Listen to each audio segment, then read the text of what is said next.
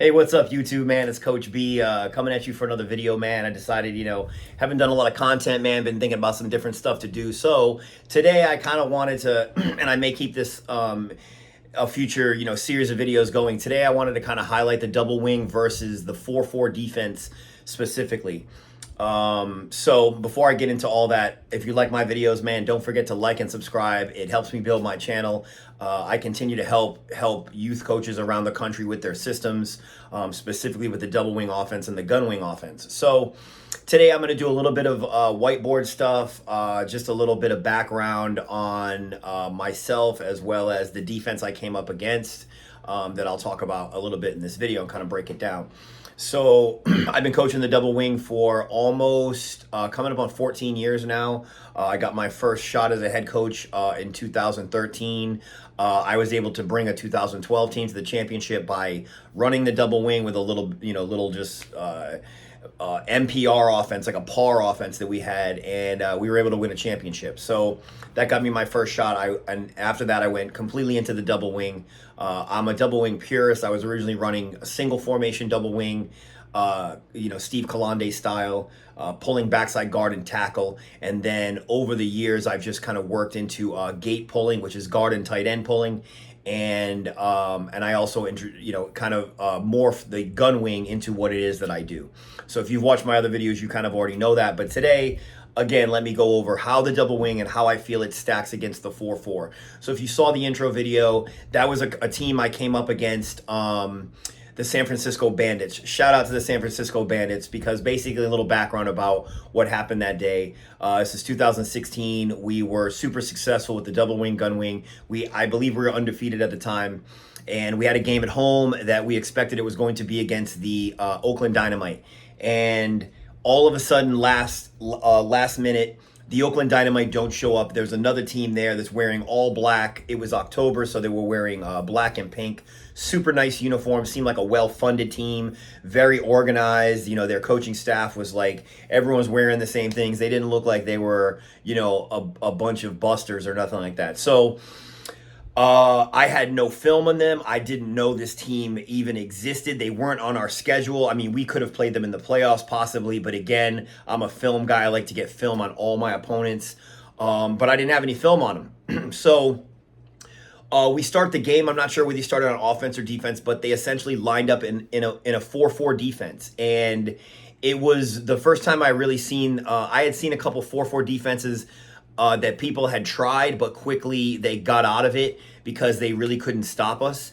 And this team against us, the San Francisco Bandits, we ended up losing the game just because we couldn't stop them on defense. Nothing that our offense did, because our offense, we scored on them.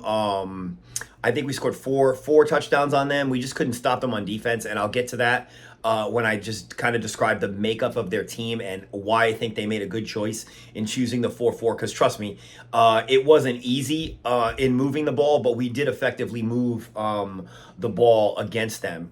So again, shout out to the San Francisco Bandits. They came with the 4-4. So I've got just pretty much a list of some things I like about the 4-4 and some things I don't like about the 4-4.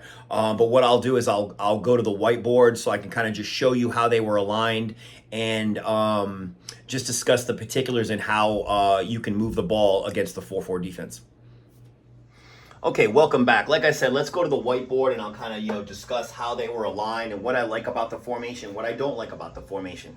Okay, so first of all, you see, most teams that employ the 4-4 will use 4 men across the, across the front line of the defense, and not necessarily use this tackle here as a defensive end. Usually the ends sit out here. I mean, I didn't identify this guy as a backer because technically this guy is your contain man, even though he's not down here.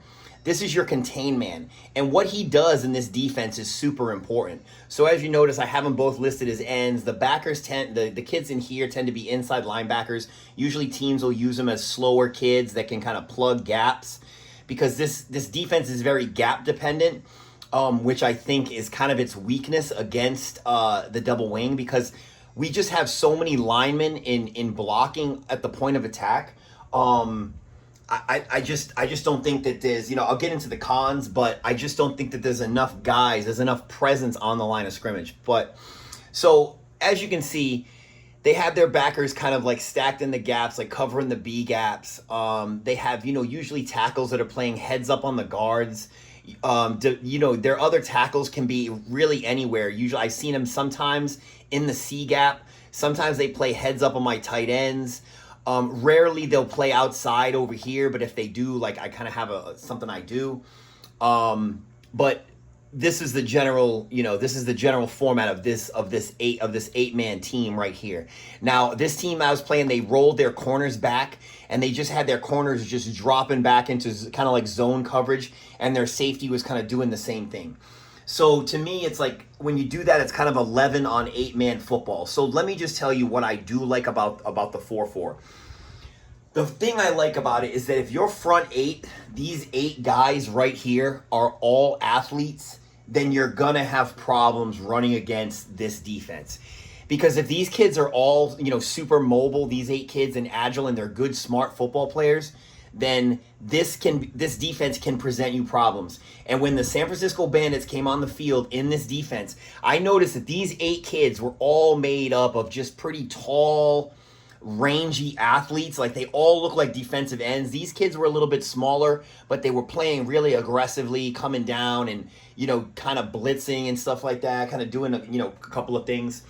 But if this, just to let you know, if these 8 kids are really good, these corners can kind of be like, you're just having them drop back to make sure no one throws a bomb on you, and that's what you're using your safety for. But if these 8 kids are really good, it can cause problems. Another thing I liked about this is I thought it was good versus the pass of the double wing. Typically, I'll take this kid and I'll streak him out, and this kid will run like a little out. I just didn't like, there's a whole lot of moving kids in this area, so I didn't really feel comfortable. I felt that they had me covered at the ranges that I would like to throw in, like this 8 to 10 yard area over here.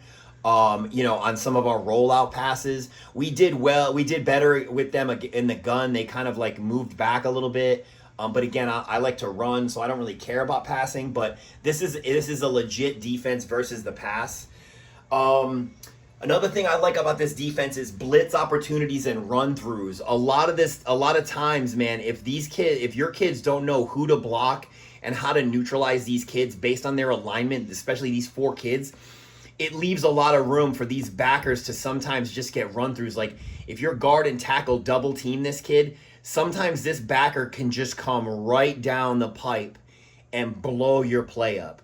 So you got to be careful about run-throughs, and you just got to make sure that your guys get on their blocks quick, because everyone is assigned a guy. Like, when we run 34 power, this backer should not be able to run through outside this double team. If this becomes a double team here, this backer should just not be able to just run straight through.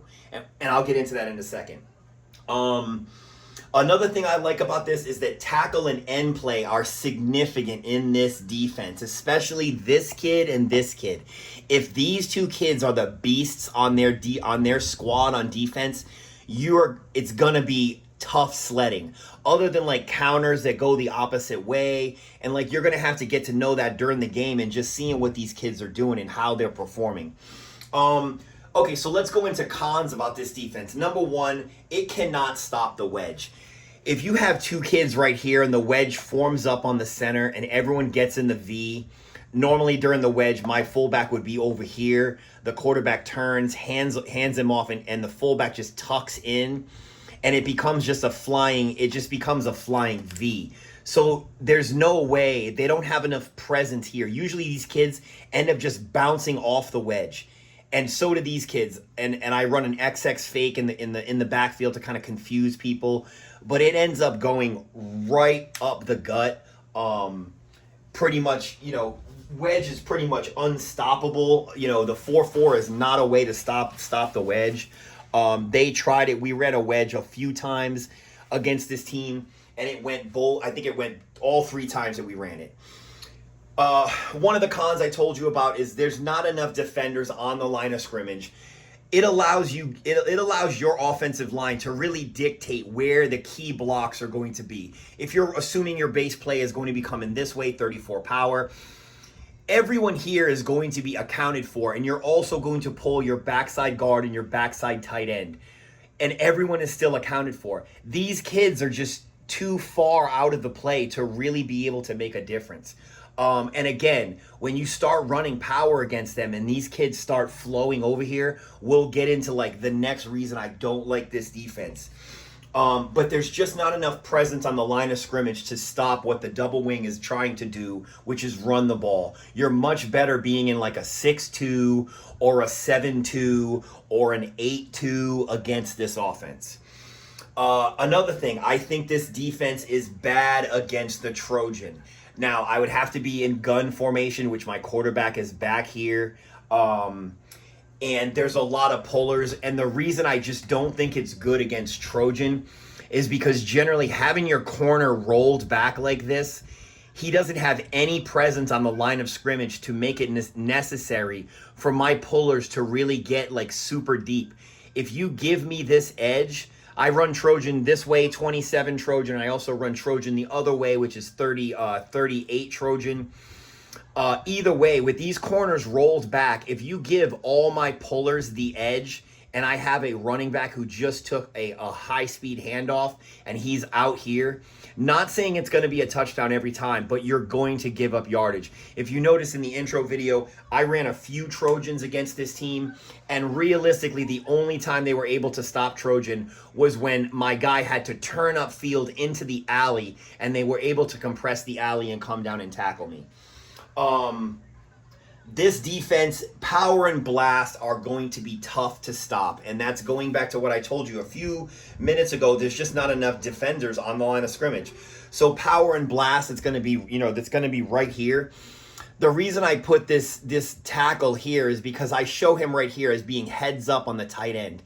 One thing about power and blast going or not going is where this kid is playing and identifying it really quickly.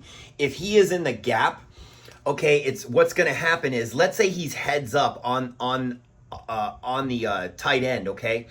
So per my good God blocking system, that is going to allow we all know that man on, man away, so our center's blocking down.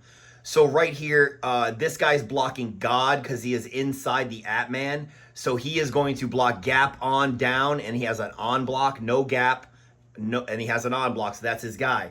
Now, the reason for this positioning is important because if he bumps out and he is heads up on the tight end, okay, this guy is blocking good because he's the at man. Gap on, outside gap down. Is there a guy in his gap? No. Is there a guy on him? No. Is there a guy in his outside gap? No. So he automatically, by rule, it becomes a down block, so you have a block here.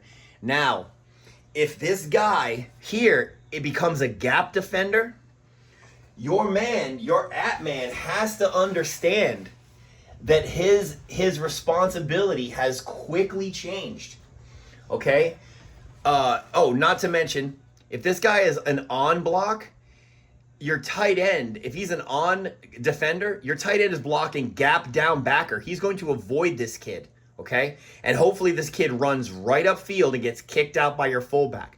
In a great situation. If he stands there and he doesn't do anything, okay, then your fullback has to log him and just go out there and get him, okay? But if he's a gap defender, if he plays in the gap, he becomes a gap. This guy's gap on, outside gap, bam. He plays outside gap, okay? Now this guy's blocking gap down backer. So since there's someone in his gap, this becomes a double team right here, okay? This guy's blocking first backer inside, so he heads up this way, okay? This becomes your contain man. If he comes upfield to try to stop this, your fullback kicks him out, okay? And it's off to the races. This guy's going to pull, come around, okay?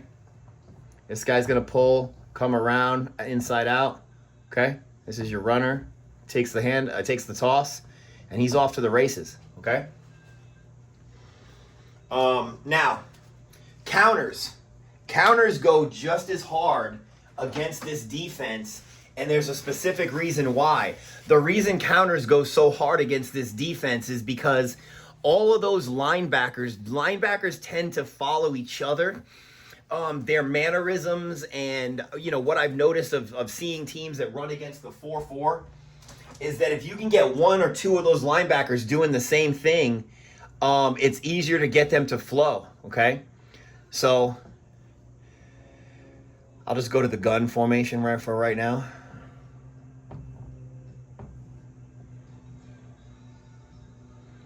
Tripping. All right. Oh, my fault. Okay. So you got to tackle, tackle, tackle, tackle, end, backer, backer, end, corner, corner, safety. Okay, so the reason counters are effective is because what happens is we ran several counters against this team, and the reason I say it's effective is because if you run a crisscross counter or anything that, like, you know, it shows a handoff this way and then this kid drop steps and he comes around and they make a transfer of the ball here. The reason that's successful against this team is because these linebackers, if this kid sees this kid kind of slanting over and he sees out of his peripheral vision, this kid will generally tend to slant over too. They just chase each other, okay, what they see. Everyone's flowing out this way because that's what they see, okay? So counters go really hard against a 4-4, again, because you got a lot of people backed up off the line of scrimmage and they're relying on each other's reads in addition to their own. So if they believe what they see, that's why it's critical to make sure that your fakes are really good in this offense, okay? So again, if you notice from the video, I scored on a wing on 25 counter. I basically put my wing actually on the line of scrimmage here. Quarterback was under center. This kid goes in motion. You know, my guy that's usually out here. Okay, it's not like this.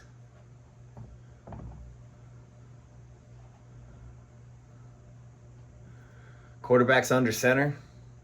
This guy goes in motion, fakes, okay? So I put my two back on the line of scrimmage, and everybody just flows, okay? Quarterback comes here. Quarterback is going to just boot out like he's going to toss it, and it's just an inside handoff right here. My guy just takes a big drop step, comes here, and just runs right up through the gap, okay? So you notice that. And then right here, you have a puller running the C. You have my backside gate puller running inside out, okay? Got my fullback bucket stepping, and then he's coming through the hole. Okay? Simple, simple. I'm sorry, backside guard is going to kick out defensive end. So backside guard goes straight to defensive end on counter. Okay? And you notice that off the video. Counters go hard again because of flowing linebackers. Linebackers see flow, and they go to flow. And if you can make that happen, and like I said, your fakes are good, and you're carrying out your fakes every play, you'll get them with it. So, man, the 4-4 is, you know, it's another beast. It's another thing you'll come across. Again, if their front eight is not as athletic, I wouldn't worry about it. If they are, it can give you some trouble, but stick to the fundamentals. 34 power, 34 blast. Trojan goes hard. I would try to limit your passing. I would stick to wedge.